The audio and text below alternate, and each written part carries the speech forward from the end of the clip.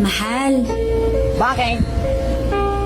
kung maging pangit ba ako, mamahalin mo pa rin ako? Bakit? Maganda ka ba?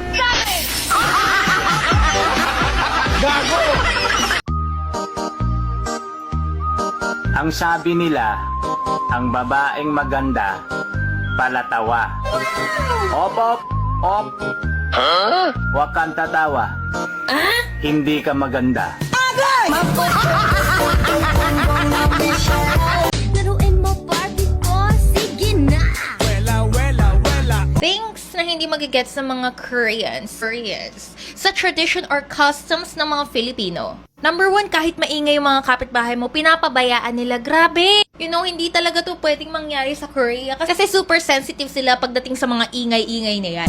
Tell me more, tell me more. Uy, Dayo. Bakit po? Pagawin mo to dito. Dayo ka, di ba? Oo. Maraming bading dito. Madali ka. Oh, Punta sa libo.